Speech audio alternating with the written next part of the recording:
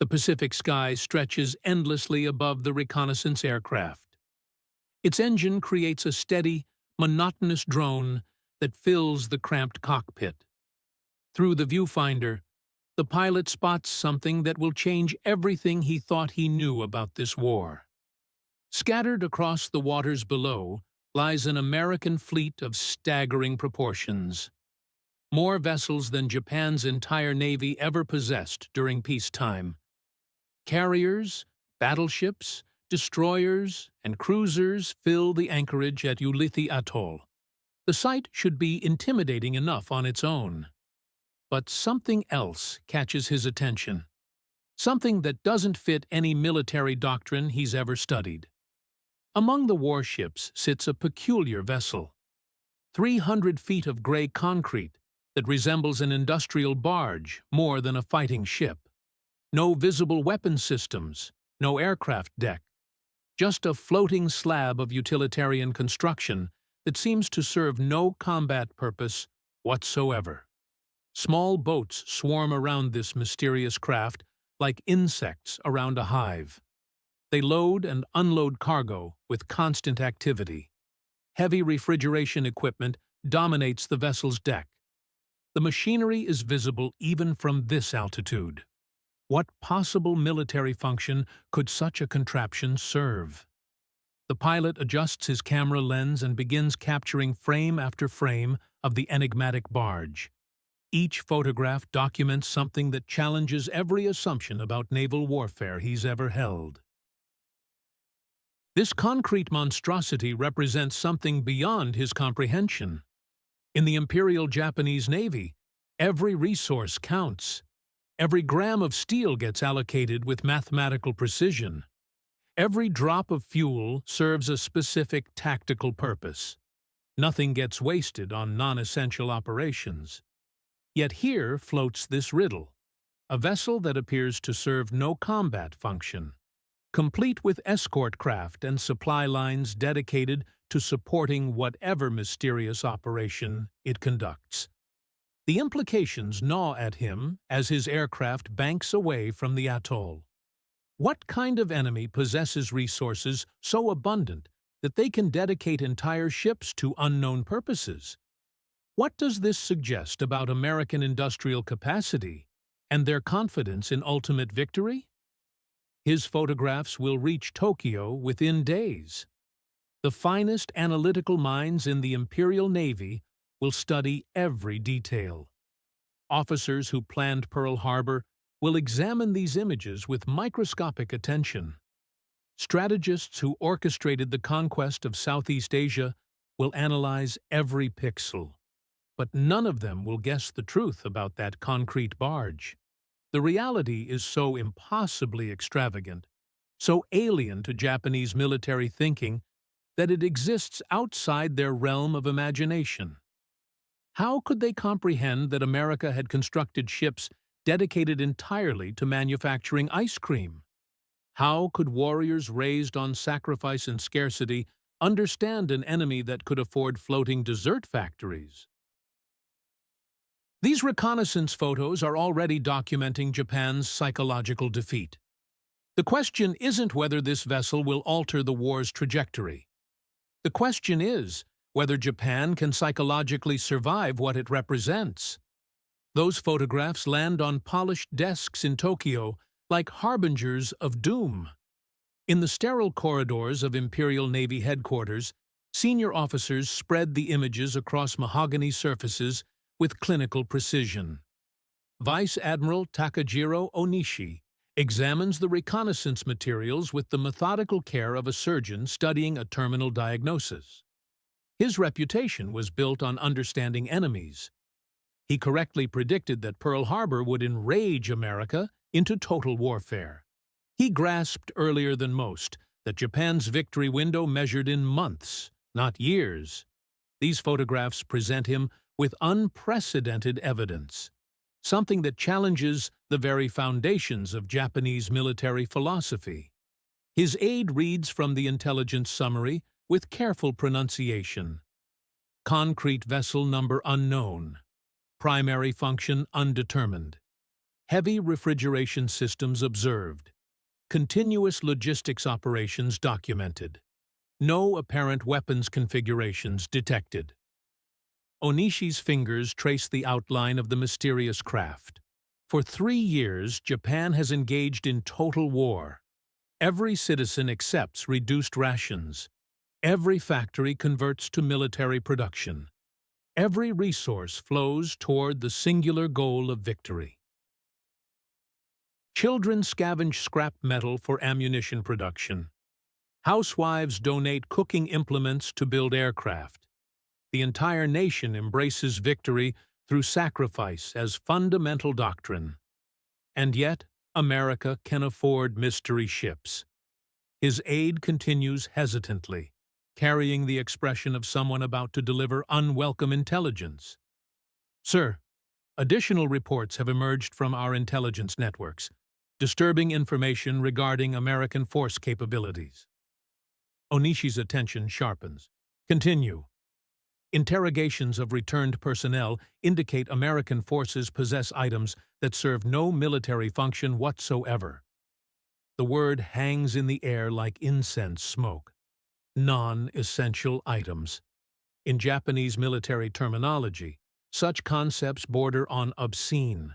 While Japanese soldiers subsist on rice and seaweed, while pilots fly aircraft reinforced with bamboo, Americans apparently indulge in unnecessary consumption. Specify these items, Onishi commands with the steel edge that makes subordinates choose words carefully. Chocolate confections, sir. Universally distributed. Also a carbonated beverage called Coca-Cola. Intelligence suggests it costs 5 American cents and accompanies every meal service. Onishi's jaw tightens visibly. He's heard whispers of American abundance from various sources, but dismissed them as propaganda or exaggeration. No military force could sustain such waste during global warfare. No industrial economy could afford such frivolity while prosecuting multiple campaigns. Could they? There's additional intelligence, Admiral. The aide's voice drops to barely audible levels. Our operatives report that major American vessels possess facilities for producing frozen desserts. Ice cream, sir. The words strike like physical impacts. Ice cream. While Japanese civilians queue for hours to receive meager rations, while soldiers in combat zones go days without adequate nutrition, Americans manufacture frozen desserts at sea. The cognitive dissonance staggers him. Onishi stands and approaches the window overlooking Tokyo Bay.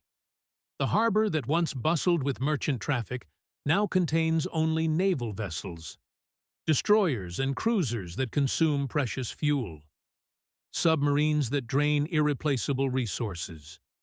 Every operational decision gets weighed against scarcity. Every mission gets measured against diminishing reserves. But what if your enemy operates from overwhelming abundance? What if they can afford to construct ships for ice cream production? The implications cascade through his strategic consciousness like falling dominoes.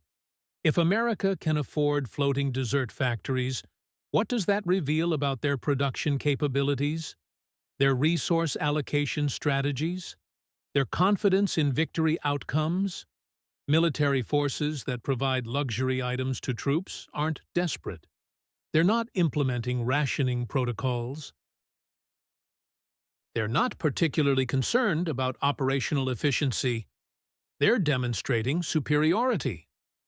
Admiral, his aide ventures, should we include these details in general intelligence briefings? Onishi turns from the window, his expression a mask of controlled concern. As architect of the kamikaze program, he understands better than anyone how warfare becomes a contest of morale as much as material resources. Japanese fighting spirit represents their only remaining advantage: the willingness to die rather than surrender, to sacrifice everything for emperor and nation. This psychological edge might be their sole path to victory. But what happens to fighting spirit when soldiers discover their enemy considers warfare so trivial that they manufacture ice cream at sea? What occurs when the mythology of Japanese superiority confronts evidence of casual American abundance? This frozen dessert intelligence threatens something more dangerous than military defeat. It threatens complete psychological collapse. No, Onishi decides finally. This information remains classified at the highest levels exclusively. He knows with the clarity that made him one of Japan's most feared tactical minds that his forces couldn't psychologically survive this knowledge. Americans aren't just winning the material war. They're conducting it with casual effort, producing luxuries while Japanese forces scrounge for basic necessities. Outside his window, Tokyo Bay reflects afternoon sunlight like molten metal. Somewhere beyond that horizon, American concrete barges manufacture ice cream by industrial quantities, while Japanese pilots prepare for suicide missions with hunger-cramped stomachs. These reconnaissance photographs aren't merely intelligence reports. They're evidence of a fundamental miscalculation that began at Pearl Harbor. The assumption that fighting spirit could overcome industrial might, that sacrifice could defeat abundance, that a nation willing to die could overcome a nation that didn't need to exert maximum effort. The war isn't just lost. It was always unwinnable. The ice cream ships prove it. October 25, 1944 brings devastating defeat at the Battle of Cape Engano. The aircraft carrier Zuikaku, pride of the fleet and Pearl Harbor veteran, lies shattered beneath Pacific waters. She takes with her the last remnants of Japan's naval aviation capability. For the handful of survivors pulled from those dark waters by American destroyers, the real shock is just beginning. Seaman First Class Kenji Nakamura coughs up seawater as strong hands haul him aboard the rescue vessel. His body shivers from cold and exhaustion. His mind reels from watching his home for 3 years vanish beneath the waves.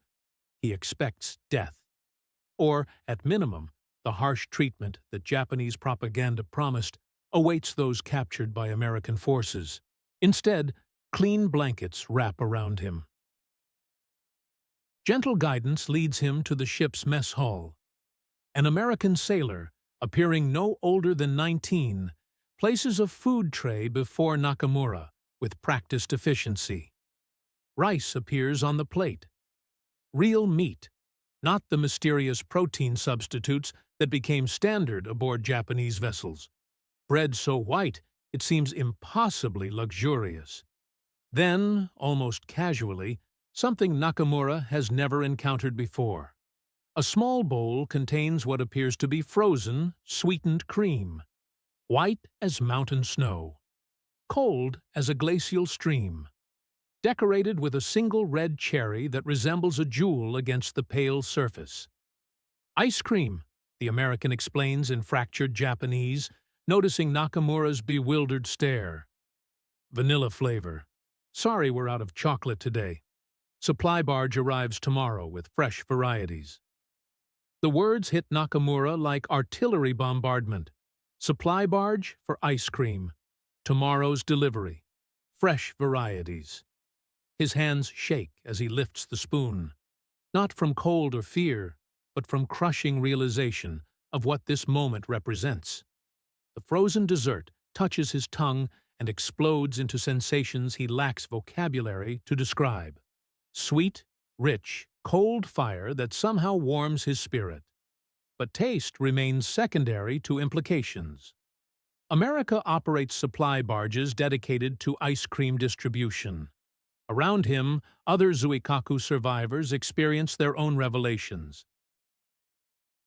Chief Petty Officer Yamato, a 20-year naval veteran, stares at his tray as if examining classified documents. Portion sizes alone defy comprehension. More nutrition than Japanese sailors received in a full week, served casually as a single meal. "This is standard protocol?" Yamato asks in halting English. The young American crewman nods matter-of-factly. "3 meals daily, plus good times. That's what we call ice cream and snack distributions. Admiral's orders. Happy sailors fight more effectively." Happy sailors. The concept is so alien to Japanese military philosophy that Yamato struggles to process it.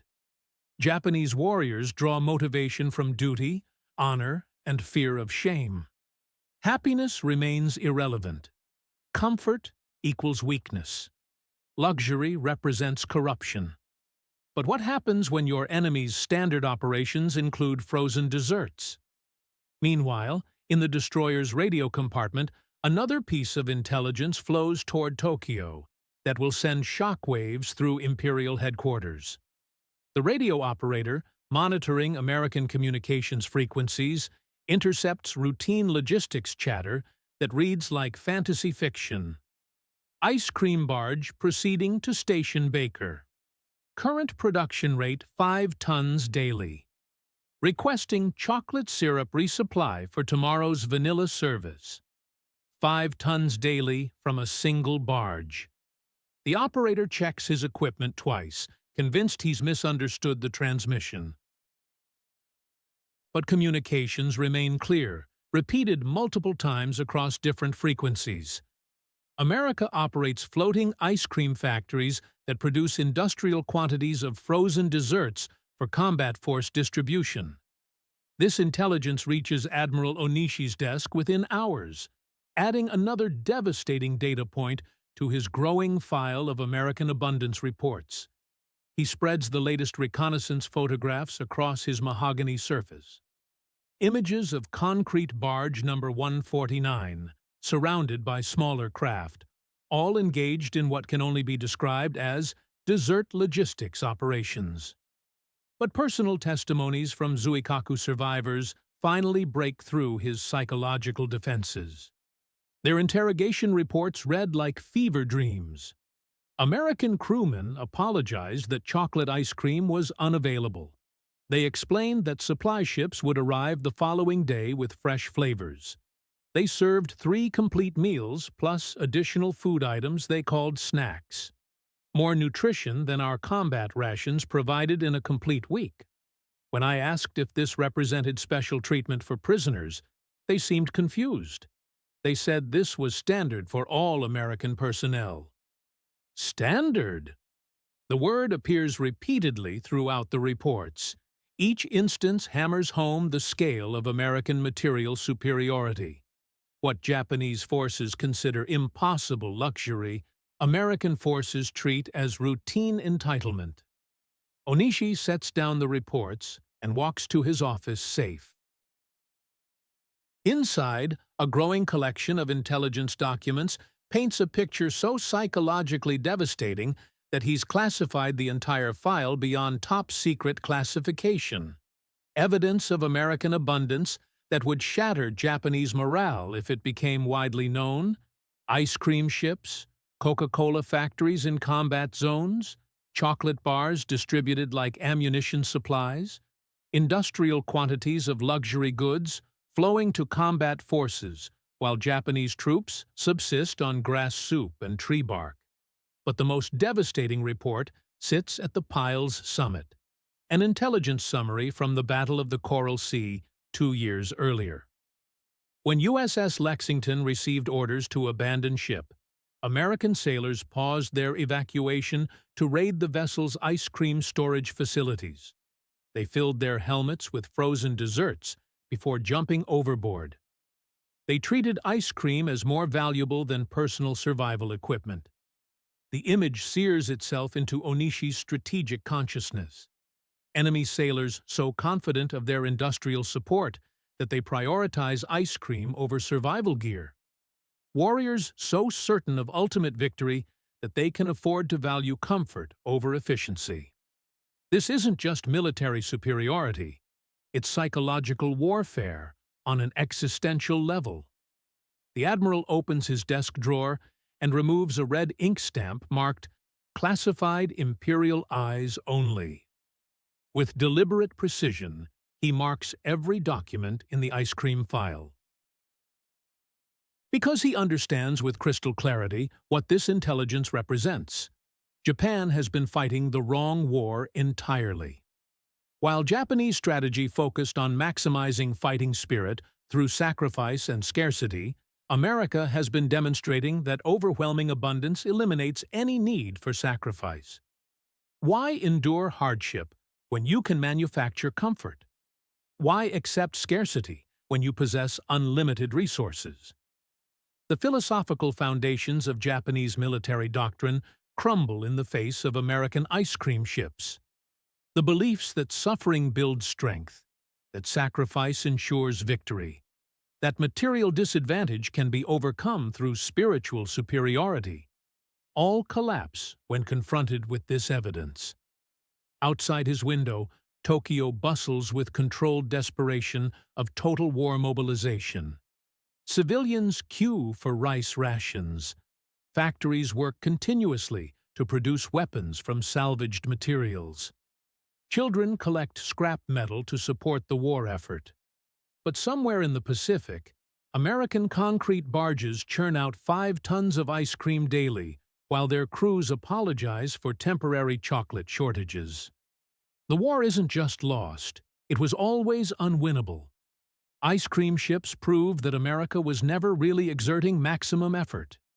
They've been fighting with infinite resources against an enemy operating at starvation's edge. They've been so confident of victory that they could afford to build floating dessert factories. Onishi closes the classified file and secures it in his safe. The intelligence will proceed no further because the truth about American ice cream ships isn't just militarily significant, it's psychologically lethal. It represents final proof that Japan challenged an enemy so overwhelmingly superior that they could treat global warfare as a minor inconvenience, solved through industrial abundance rather than human sacrifice. The concrete barges aren't just making ice cream. They're manufacturing evidence of Japan's inevitable defeat, one frozen dessert at a time. War ended 9 months later. But for Japanese officers who knew about the ice cream ships, psychological defeat had come much earlier. In prisoner-of-war camps across the Pacific, captured Japanese personnel encountered the full scope of American abundance. They discovered that frozen desserts were merely the visible tip of an industrial iceberg that defied comprehension. Admiral Onishi never lived to witness Japan's surrender. He committed seppuku on August 16, 1945, leaving behind a final testament that spoke of inexcusable responsibility for leading young men to their deaths. But those who knew him understood that his decision stemmed from more than military failure. It came from the crushing realization that Japan had challenged an enemy so fundamentally different that victory was never even theoretically possible. The ice cream intelligence had revealed something more devastating than American military superiority. It exposed the complete bankruptcy of Japanese strategic thinking. While Japan mobilized its entire society for total war, America fought with such overwhelming abundance that it could afford to treat global conflict as background noise to normal industrial operations. Consider the mathematics of that revelation. While Japanese forces scrounged for basic supplies and converted pine trees into aviation fuel, America operated floating factories producing 5 tons of ice cream daily. Not because ice cream was militarily essential, but because happy soldiers fight better. The philosophical gap wasn't just enormous, it was completely unbridgeable. But here's what makes this story relevant for today's world. The ice cream ships represent something larger than World War II logistics. They demonstrate how industrial capacity, properly leveraged, becomes a form of psychological warfare that defeats enemies before battles are even fought. Modern military analysts study the Pacific War and focus on aircraft production numbers, naval tonnage statistics, and strategic resource allocation. They miss the deeper lesson that ice cream ships taught Japanese leaders. Wars aren't won by the most dedicated warriors. They're won by societies that can afford to maintain normalcy during crisis periods. While Japan demanded total sacrifice from its population, America maintained civilian living standards that exceeded Japanese peacetime prosperity. While Japanese soldiers faced starvation, American troops complained about temporary chocolate shortages in their ice cream supplies. The message was unmistakable. America wasn't even really trying yet. The Zuikaku survivors who tasted ice cream for the first time in American prisoner camps carried that memory back to post-war Japan. They became witnesses to a different model of national power, one based on abundance rather than sacrifice, industrial might rather than spiritual strength, systematic capability rather than individual heroism. Their testimonies helped reshape Japan's understanding of what modern warfare actually required. Not the ability to endure suffering, but the capacity to eliminate suffering through overwhelming productivity. Today, when we examine global power structures, the ice cream ship principle remains relevant. Nations that can afford to provide luxury goods to their military forces while conducting operations aren't just demonstrating wealth. They're sending a psychological message about the sustainability of their efforts. They're saying this isn't even difficult for us. It's the same principle that governs modern corporate competition, technological development, and international relations. The most powerful players aren't those who can endure the most hardship.